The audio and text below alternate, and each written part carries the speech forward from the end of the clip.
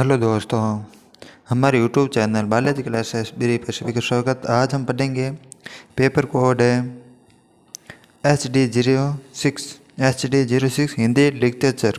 विषय है हिंदी लिटरेचर। विषय है हिंदी भाषा एवं प्रयोजन मूलक हिंदी। सब्जेक्ट है हिंदी भाषा एवं प्रयोजन मूलक हिंदी। पेपर कोड है HD06। इसके इम्पोर्टेंट क्वेश्चन पढ़ेंगे, एग्जाम में पूछे जा रहे हैं। पहला क्वेश्चन है भाषा के कोई दो अभिलक्षण लिखिए। भाषा के दो अभिलक्षण लिखिए। कौन कौन से अभिलक्षण है? तो भाषा के दो मुख्य अभिलक्षण ऐतिहासिकता और सांस्कृतिक संचरण। दूसरा क्वेश्चन है देवनागरी लिपि के मानवीकरण कैसे क्या तात्पर्य है? देवनागरी लिपि के मानवीकरण से क्या तात्पर्य है? तो उत्तर देवनागरी लिपि के मानवीकरण का अर्थ है देवनागरी लिपि के विभिन्न रूपों को वर्तनी और प्रयोगों में एक रूपता लाना। इसका उद्देश्य एक जैसा मानक रूप स्थापित करना जिससे सभी लोग समझ सके और उपयोग कर सके, खासकर टाइपिंग और कंप्यूटर उपयोग में। देवनागरी लिपि के विभिन्न रूप वर्तनी उपयोग में उपयोगिता है, जैसे कंप्यूटर टाइपिंग में। और नेक्स्ट क्वेश्चन है राजस्थानी भाषा के किन्हीं दो बोली के नाम लिखिए। राजस्थानी भाषा के किन्हीं दो बोली के नाम लिखिए। तो राजस्थानी की दो बोलियां हैं मारवाड़ी और मेवाड़ी। मारवाड़ी और मेवाड़ी राजस्थानी भाषा जिसे राजस्थानी में कहा जाता है। भारत के राजस्थान में बोली जाने वाली ये प्रमुख भाषा है। इनमें से कोई बोली शामिल नहीं है जिसमें मारवाड़ी मेवाड़ी। इनमें कई बोली शामिल हैं जिसमें मारवाड़ी मेवाड़ी प्रमुख हैं।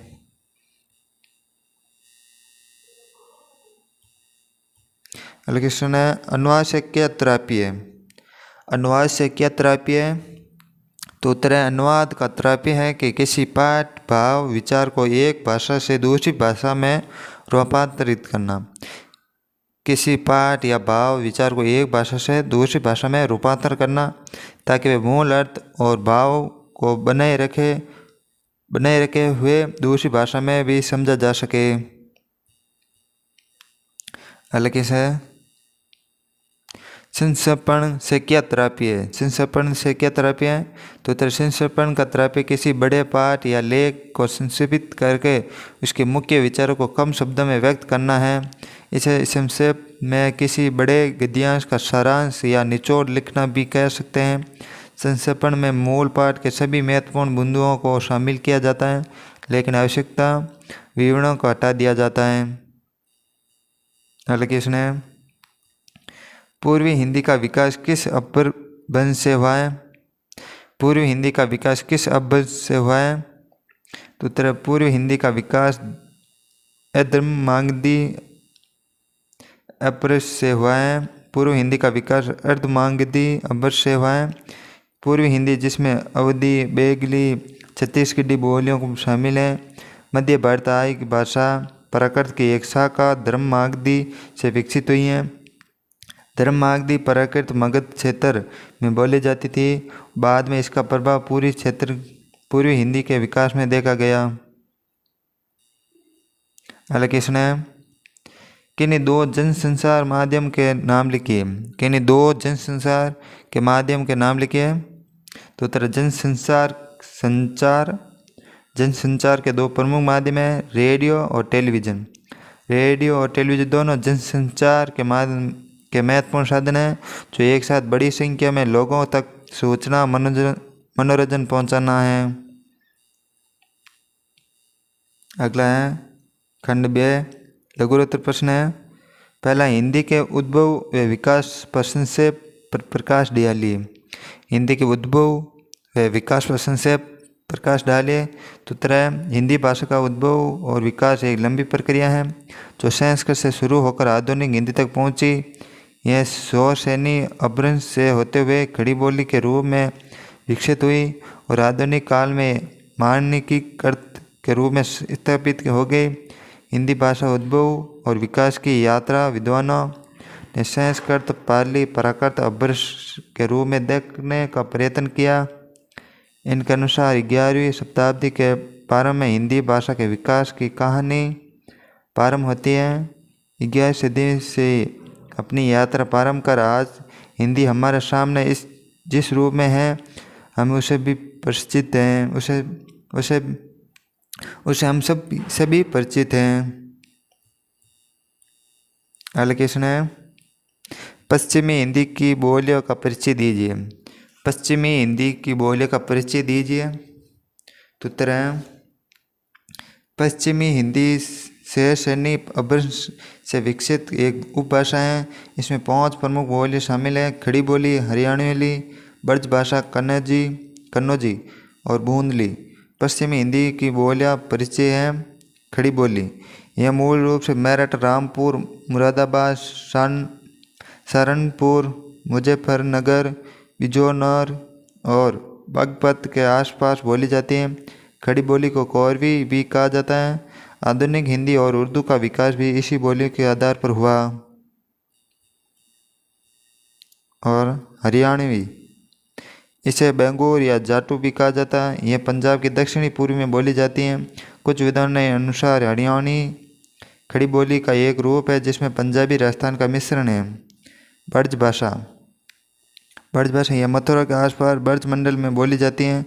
मध्ययुगीन हिंदी साहित्य में ब्रज भाषा में उच्च कोटि का भाव रचा गया, इसलिए इस भाषा में भी कहा जाता है, इसे भाषा भी कहा जाता है। आगे है भाषा कन्नौजी। यह गंगा के मध्य दोआब में बोली जाती है, जिसके एक और ब्रजमंडल और दूसरी ओर अवधि का क्षेत्र है। दूसरे बुंदेली, यह बुंदेलखंड की उपभाषा है। बुंदेलखंड में ब्रज भाषा के कई अच्छे कवियों ने रचना की, जिनकी काव्य भाषा पर बुंदेली का प्रभाव स्पष्ट है। अगला क्वेश्चन है, प्रयोजन मूलक हिंदी के अवधि रूपों पर प्रकाश डालिए। प्रयोजन मूलक हिंदी, जिसे कामकाजी हिंदी भी कहा जाता है। हिंदी एक का वह रूप है जो विभिन्न विशिष्ट क्षेत्रों जैसे विज्ञान, तकनीकी, विधि, संचार और अन्य व्यावसायिक गतिविधियों में उपयोग होता है। यह सामान्य बोलचाल की भाषा से अलग है क्योंकि इसका प्रयोग एक विशिष्ट उद्देश्य या प्रयोजन को पूरा करने के लिए किया जाता है। जिस भाषा का प्रयोग किसी विशेष प्रयोजन के लिए किया जाए उसे प्रयोजन मूलक भाषा कहा जाता है। ये एक सर्वमान्य तथ्य है कि प्रयोजन के अनुसार शब्द चयन, वाक्य गठन, भाषा प्रयोग बदलता रहता है। व्यवहारिक हिंदी, कामकाजी हिंदी, प्रयोजन हिंदी, प्रयोजनपरक हिंदी, प्रायोगिक हिंदी, प्रयोगपरक हिंदी, प्रयोजन मूलक हिंदी हिंदी भाषा का एक विशिष्ट रूप है जिसका उपयोग किसी विशेष प्रयोजन उद्देश्य को पूरा करने के लिए किया जाता है। अगला है, अनुवाद को परिभाषित कीजिए। अनुवाद को परिभाषित करते हुए उसके महत्व को प्रकाश डालिए। तो अनुवाद, उत्तर है, अनुवाद एक भाषा से दूसरी भाषा में विचारों और सूचनाओं का, संदेशों का रूपांतर है। यह एक जटिल प्रक्रिया है जिसमें मूल पाठ के अर्थ, शैली, संस्कृति, संदर्भ में को यथासंभव सुरक्षित रखते हुए दूसरी भाषा में व्यक्त किया जाता है। अनुवाद का महत्व विभिन्न क्षेत्रों में है, जैसे कि साहित्य, व्यापार, कूटनीति और शिक्षा, जहाँ ये विभिन्न संस्कृतियों और भाषाओं के लोगों को जोड़ना और समझने में मदद करता है। अनुवाद विभिन्न संस्कृतियों के बीच संवाद और समझ को बढ़ावा देता है। ये हमें विभिन्न संस्कृति के साहित्य, कला, विचार को समझने में मदद करता है, जिससे सहिष्णुता और वैश्विक समझ बढ़ती रहती है। अगला है, प्रासंगिक पत्राचार के विभिन्न रूपों पर प्रकाश डालिए।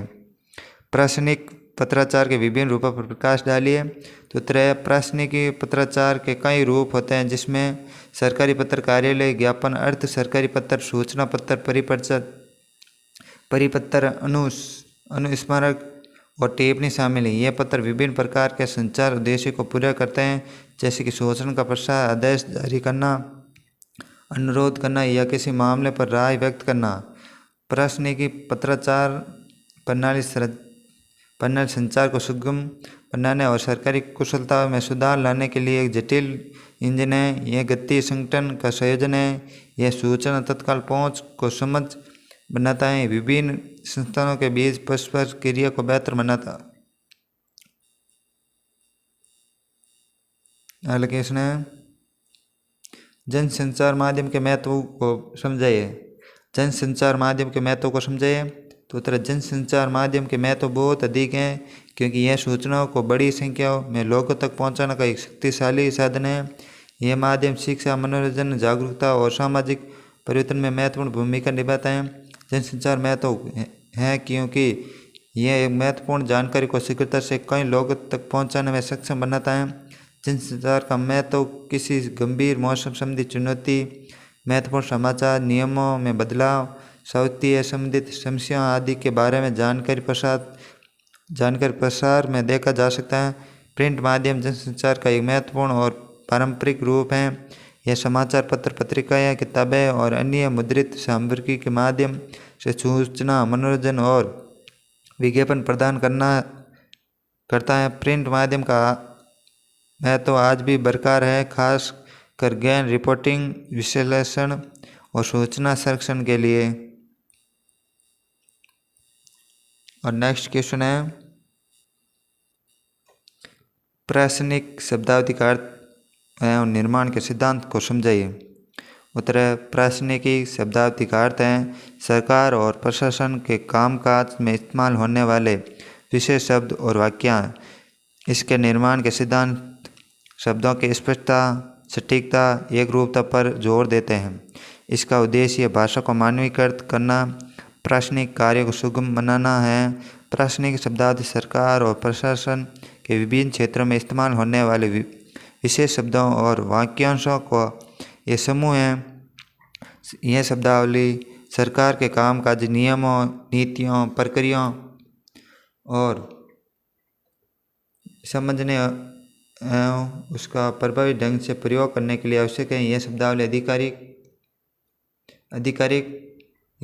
आधिकारिक दस्तावेज, अधिनियम और बिलों में उपयोग की जाती है। सरकार गतिविधियों सुचारू रूप से चलाने में मदद करती हैं।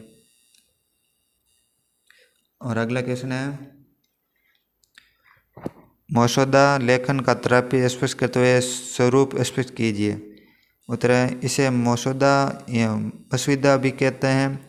मसौदा लेखन के अंतर्गत विभिन्न सरकारी पत्रों, परिपत्रों, आदेशों, अधिसूचनाओं, संकल्पों, सार्वजनिक सूचनाओं, करारों, प्रेस विज्ञप्तियों तथा अन्य आवश्यक सूचना आदि के प्रारूप या ड्राफ्ट तैयार करने के लिए होते हैं। यह मसौदा सरल, सुबोध, सुस्पष्ट होने अति आवश्यक है। मसौदा लेखन से अभिप्राय उस प्रक्रिया से है जिसमें से गजर कर पत्र आदि को भेजने लायक बनाया जाता है। सरकारी प्रशासन में अलग अलग प्रयोजन के लिए पत्राचार के विभिन्न प्रकारों का इस्तेमाल होता है। किसी काम या बात के संबंध में पहले से सोचा जाने वाला उपाय या मुक्ति है। क्रिया, प्रक्रिया, निकालना, मुँह मसौदा, गांठना, बांधना, अच्छी तरह से सोचने के तरीक या युक्ति निकालना या योजना बनाना है। अगला क्वेश्चन है खंड से दीर्घ उत्तर प्रश्न है। पहला प्रश्न है भाषा की परिभाषा देते हुए विशेषता लिखिए। भाषा की परिभाषा देते हुए विशेषता लिखिए। भाषा वह साधन है जिसके द्वारा मनुष्य अपने विचारों और भावों को बोलकर, लिखकर यानी संकेतों के माध्यम से व्यक्त करता है। भाषा की प्रमुख विशेषताएं एक सामाजिक व्यवस्था है, यह सीखी जाती है, यह परिवर्तनशील है और इसमें रचनात्मक होती है। भाषा की परिभाषा भाषा मनुष्य द्वारा अपने विचारों, भावों को व्यक्त करने का एक माध्यम है। मनुष्य अपने भावों को व्यक्त करने का एक माध्यम है। ये एक जटिल प्रणाली है जिसमें ध्वनियाँ, शब्द, वाक्य, व्याकरण शामिल होते हैं। भाषा के द्वारा मनुष्य न केवल अपने विचारों को दूसरों तक पहुंचाता है बल्कि वे अपने अनुभवों को भी साझा करता है। सामाजिक संबंध बनाना अपनी संस्कृति को अगली पीढ़ी तक पहुंचाता है। एलिगेशन आगे है पॉइंट भाषा की विशेषता। पहली विशेषता है सामाजिक। भाषा एक सामाजिक वस्तु है जो समाज में सीखी जाती है और उसका उपयोग किया जाता है। सीखी कैसे जाती? भाषा मानव द्वारा सीखी जाती है, यह सहज नहीं होती है। परिवर्तनशील कैसे? यह भाषा एक साथ बदलती रहती है। रचनात्मक भाषा में रचनात्मक होती रहती है, जिसका अर्थ है मनुष्य नए वाक्यों और विचार को व्यक्त करते हैं। नियमबद्ध भाषा में नियमबद्ध होते हैं, जैसे व्याकरण जो भाषा के उपयोग को नियंत्रण करते हैं। हिदायिक भाषा में ध्वनि और अर्थ के बीच कोई स्वाभाविक संबंध नहीं होता है। उत्पादक भाषा में असीमित संख्या में वाक्य बनाया जा सकता है। स्थानांतरण योग्य है। भाषा और विचार भावना को एक व्यक्ति से दूसरे व्यक्ति तक पहुंचाती हैं। और सांस्कृतिक भाषा किसी विशेष संस्कृति का हिस्सा होती है और उसकी पहचान होती है। भावनात्मक है। भाषा भावनात्मक व्यक्त करने का एक शक्तिशाली साधन है। आगे देवनागरी लिपि के नामकरण का एक विशेषताओं पर प्रकाश डालिए। देवनागरी लिपि के नामकरण या विशेषताओं पर प्रकाश डालिए। तो उत्तर है देवनागरी लिपि का नामकरण और उसकी विशेषता पर प्रकाश डालते हुए यह कहा जा सकता है कि यह ध्वन्यात्मक वैज्ञानिक सुपाठ्य लिपि है। इसका उपयोग हिंदी, संस्कृत, मराठी, नेपाली और कई अन्य भारतीय भाषा को लिखने के लिए किया जाता है। इसका नामकरण विभिन्न मतों से जुड़ा है, जिनमें से कुछ का मानना है कि यह नागर ब्राह्मण द्वारा उपयोग किया जाने के कारण या नगर से संबंधित होने के कारण या देवनागरी से समानता के कारण नागरी कलाई। और कुछ विद्वानों का यह भी मानना है कि देवनागरी नाम का देव भाषा संस्कृत से संबंधित के कारण पड़ा है। देवनागरी लिपि का मुख्य विशेषता है ध्वन्यात्मक। देवनागरी लिपि का ध्वन्यात्मक लिपि है, जिसका अर्थ है प्रत्येक अक्षर एक विशिष्ट ध्वनि से मेल खाता है। वर्णमाला देवनागरी वर्णमाला में 12 स्वर 14 व्यंजन है। 12 स्वर और 34 व्यंजन है। 34 व्यंजन। लिखने की दिशा देवनागरी लिपि में कैसे लिखते हैं? यह लिपि बाएं से दाएं लिखते हैं। बाएं से दाएं। और वैज्ञानिकता है देवनागरी लिपि का प्रचलित लिपि में सबसे वैज्ञानिक माना जाता है, क्योंकि इसमें प्रत्येक ध्वनि के लिए अलग अलग अक्षर होते हैं। अक्षरों को उनके उच्चारण के अनुसार व्यक्त किया जाता है। देवनागरी लिपि की प्रचलित लिपि में सबसे वैज्ञानिक माना जाता है, क्योंकि इसमें प्रत्येक ध्वनि के लिए एक अलग अक्षर होता है। अक्षरों को उनके उच्चारण के अनुसार व्यक्त किया जाता है। तो सुपाठ्यता देवनागरी लिपि के सुपाठ्यता और सुस्पष्ट हैं, जिसका अर्थ है कि इसे आसानी से पढ़ा या समझा जा सकता है। अन्य भाषा के लिए उपयोग देवनागरी लिपि का उपयोग हिंदी, संस्कृत, मराठी, नेपाली, कोंकणी, सिंधी और भोजपुरी जैसी कई भाषा को लिखने के लिए किया जाता है।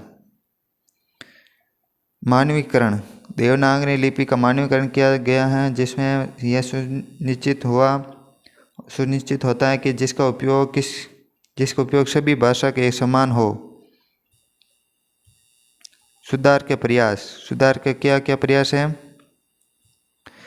देवनागरी लिपि के सुधार में प्रयास किए गए, जैसे वर्धा के राष्ट्र प्रचार समिति द्वारा 814 सुधारों का प्रस्ताव किया। अन्य लिपियों का समानता देवनागरी लिपि का ब्राह्मी लिपि से संबंध है, जिसका उत्तरी धारा से विकास हुआ। देवनागरी लिपि का नामकरण उसकी विशेषता को समझने के लिए उन बिंदुओं को ध्यान में रखना महत्वपूर्ण है। ये न केवल एक महत्वपूर्ण लिपि है, बल्कि यह एक भारतीय संस्कृति भाषा का एक अभिन्न अंग है। और आगे बढ़ने से पहले हमारे YouTube चैनल बालाजी क्लासेस ब्री को सब्सक्राइब कर लें और वीडियो अच्छा लगे लाइक कमेंट शेयर ज़रूर करें और हमारे टेलीग्राम ग्रुप को ज्वाइन कर ले बालाजी क्लासेस ब्री। और अगला क्वेश्चन है अनुवाद की प्रक्रिया और विविध प्रकारों को समझाइए। तो अनुवाद एक भाषा से दूसरी भाषा में अर्थ का सटीक स्थानांतरण है जिसमें मूल पाठ का अर्थ संदर्भ संस्कृति को बनाए रखना शामिल है। अनुवाद प्रक्रिया में कई चरण शामिल होते हैं जैसे पाठ का विश्लेषण, लक्ष्य भाषा में पुनर्गठन और अनुवाद की गुणवत्ता की जांच करना। अनुवाद के कई प्रकार जिसमें शाब्दिक अनुवाद, सांस्कृतिक अनुवाद, मुहावरेवाद अनुवाद भी शामिल हैं।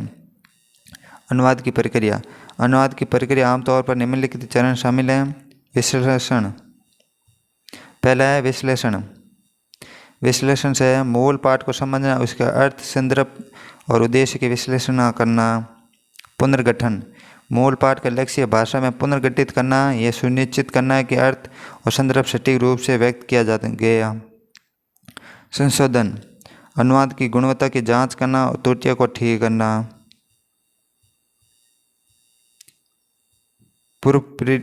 प्रूफ रीडिंग, अंतिम रूप से अनुवादित पाठ को प्रूफ रीडिंग करना।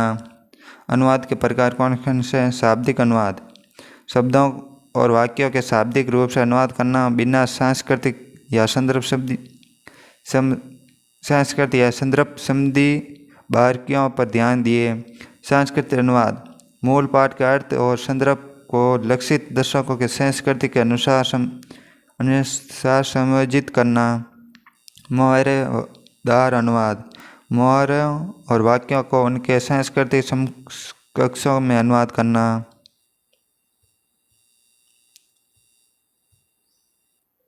लिप्यंतर, एक लिपि से दूसरी लिपि में पाठ का लिप्यंतर करना।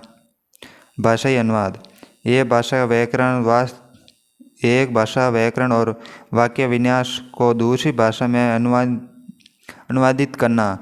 अनुवाद एक जटिल प्रक्रिया जिसमें भाषा, सांस्कृतिक और संदर्भ संबंधी ज्ञान की आवश्यकता होती है। ये अच्छा अनुवादक न केवल भाषा को जानता बल्कि ये मूल पाठ का अर्थ और संदर्भ को भी समझता है और इसे लक्षित दर्शकों के प्रभावी ढंग से व्यक्त किया जाता है।